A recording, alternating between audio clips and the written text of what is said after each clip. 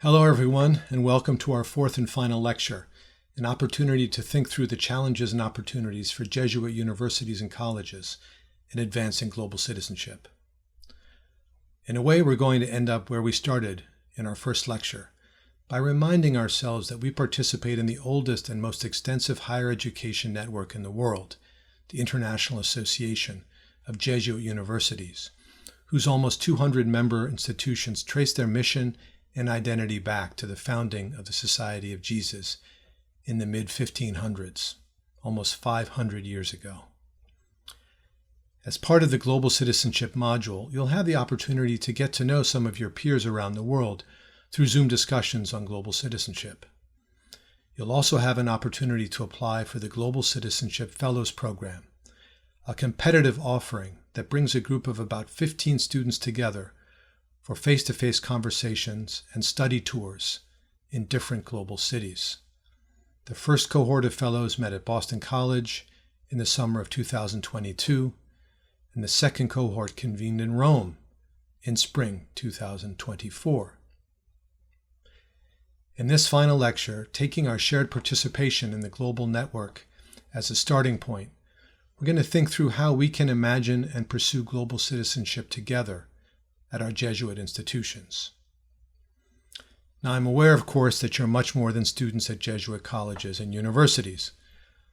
All of us have multiple identities. We're members of families and local communities, as well as citizens of countries. We come from different religious traditions or are not part of any religious community. We have particular ethnic, racial, cultural, and gender identities as well.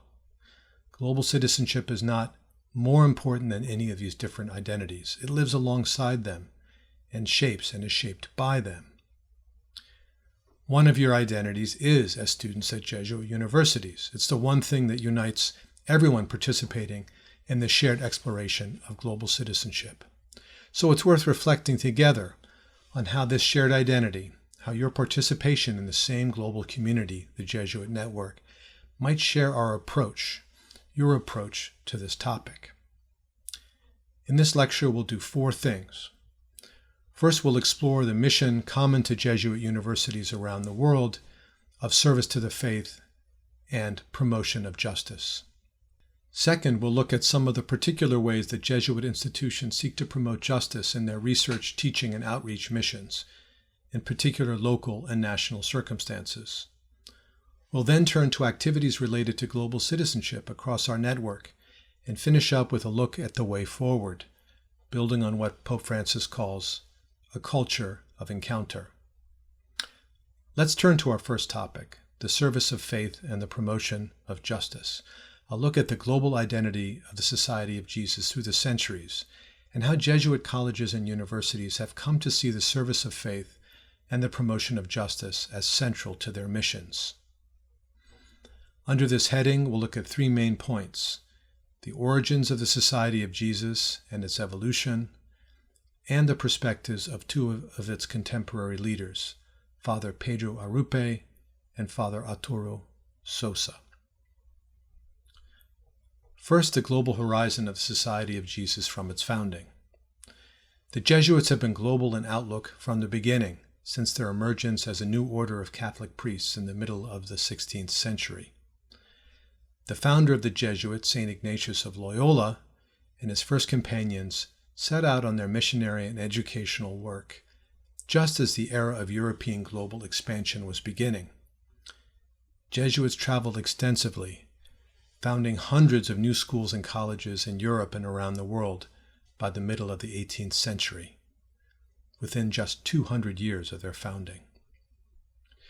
Jesuits in these early centuries had a global horizon, but did not hold the view of global citizenship and human rights that we would recognize today. While the Society of Jesus was more open to intercultural and interreligious encounter than many others within the Church, and outside the Church for that matter, most Jesuit leaders adhered to the dominant political ideas of the early modern era, including support for monarchy, patriarchy, colonialism, and the institution of slavery. The decisive Jesuit turn to the idea of global citizenship based on the equal dignity and rights of all people coincided with the Catholic Church's opening to the modern world at the Second Vatican Council from 1962 to 1965. At the Council, the Church embraced social justice as a global imperative, as well as universal human rights, including religious freedom, and the importance of dialogue with other religious traditions in a spirit of openness and mutual respect. This admittedly rapid march through history leads us to another key figure, who many revere as a kind of second founder of the Jesuits, Father Pedro Arrupe, for whom justice was a global imperative. Father Arrupe served as a leader or superior general of the Society of Jesus from 1965 to 1983. It was under his leadership in 1975 that the Jesuits defined their mission as, quote, the service of faith and the promotion of justice, a mission that holds through today. An official document outlining what that new definition entails is included in your reading for this lecture. Arrupe was particularly passionate about the central role of Jesuit schools, colleges, and universities in promoting justice in their work.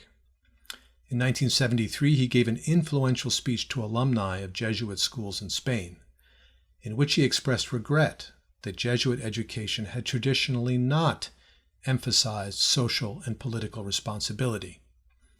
This is what he said. Have we Jesuits educated you for justice? You and I know what many of your Jesuit teachers will answer to that question. They will answer in all sincerity and humility, no, we have not. If the terms justice and education for justice carry all the depth of meaning which the Church gives them today, we have not educated you for justice. From now on, Arrupe insisted in that 1973 speech, Jesuit institutions should educate men for others. Today we would say, with more inclusive language, women and men for others, or people for others. You've almost certainly heard that phrase. It goes back to that speech in 1973. And in that speech and through the rest of his life, Arrupe emphasized often that service to others and the promotion of justice should have a global horizon and should encompass all of humanity, especially those on the margins. Now let's move even closer to the present. All of Pedro Arrupe's successors as Superior General have placed a similar emphasis on the promotion of justice and its centrality for the Jesuits' educational mission. The current Superior General, Father Arturo Sosa, has made the promotion of citizenship and democracy one of his priorities. For example, in a major address at the First Assembly of the International Association of Jesuit Universities in Spain in 2018, Father Sosa called for university education aimed at universal citizenship. He described citizenship as, quote, the dimension by which a human being is understood as being part of a complex relationship with the other human beings that make up the human community.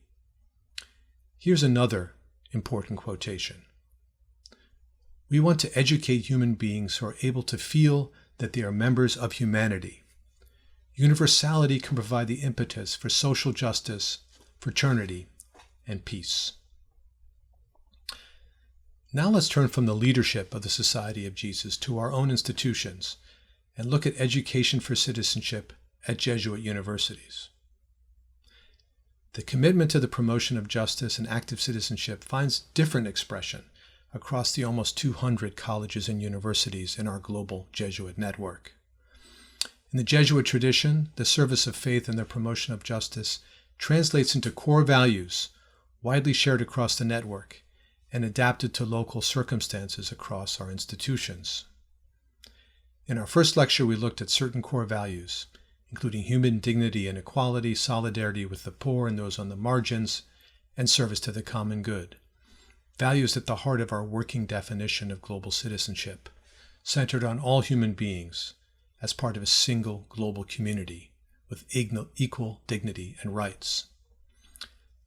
Let's go further into depth on 5 values especially closely aligned with the Jesuits' educational mission: people for others, contemplation and action, interreligious understanding, community and diversity, and care for our common home. First, people for others. Father Arupe's idea, as we've seen, is that education should always be education for service, equipping students as citizens and leaders to make a positive difference in the world. On our campuses today, student volunteer work in local communities is an example of this value in action, as are our many graduates who serve the common good in their careers. Another value is contemplation in action.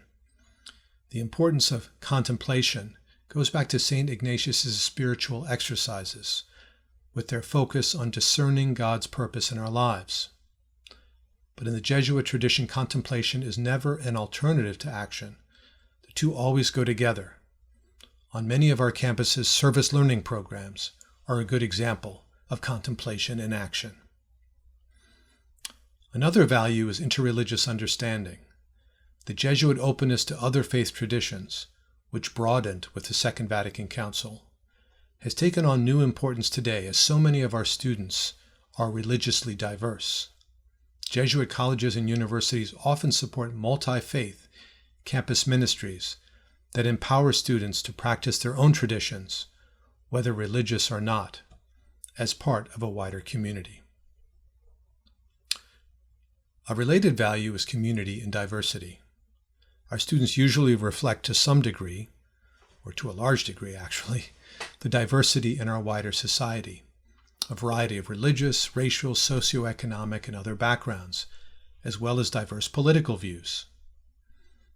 We seek to build inclusive communities, in contrast to the divided societies we often find around us. Scholarships for students in need and vibrant student clubs are examples of such efforts. Finally, we have to mention something we spoke about in our last lecture, the value of care for our common home. Progress towards environmental sustainability depends on the actions of citizens as well as governments. Most colleges and universities across the Jesuit network are committed to limiting carbon emissions and embracing sustainable practices. Many student activists are outspoken in holding university administrators to high standards. These core values, and again there are others, lived out in different ways across our network, contribute to our mission and identity as Jesuit institutions committed to the promotion of justice. We might think of them as guideposts as we explore how we are called together to advance the idea and practice of global citizenship. Which brings us to our third topic under the heading, the Jesuit Network and Global Citizenship. So far, we've seen how the Society of Jesus has taken up the promotion of justice as a global imperative, and how our colleges and universities have sought to live out that imperative in practice. Let's now ask what Jesuit institutions can do together on a global scale to further the promotion of justice and the practice of global citizenship. It's worth emphasizing at the outset that cooperation can often be difficult. Despite the similarity in values we've seen, Jesuit colleges and universities are very different from one another. We are all responsive to local and national circumstances and face very different kinds of economic, political, and other constraints. Established international collaborations, such as faculty and student exchange, already play a critical role at the regional and global level in connecting our institutions with one another. The Magis Exchange Program of the International Association of Jesuit Universities is one of the most successful efforts in this area. There are many, many other kinds of institutional collaborations within our network that relate to the education of global citizens. Let me just give 3 examples. I could give many more. One example is the University Network for Human Rights in Latin America that connects faculty, students, and administrators working on human rights issues inside and outside the classroom. Another is the Global Leadership Program in the Asia Pacific that brings students together from Jesuit universities across the region for education and dialogue on critical regional and global issues. A third example is the Healing the Earth online textbook project. That textbook is a free online resource on environmental issues produced through collaboration among scholars across the Jesuit higher education network. Those are just 3 examples. I could add many more. I encourage you to learn about the projects and opportunities for global engagement based at your institution. So where do we go from here? To conclude this lecture and our series, let's take a look at the way forward embodied in the invitation of Pope Francis, who himself is a Jesuit, in his reflections on human fraternity and the possibilities for a culture of encounter in our global era.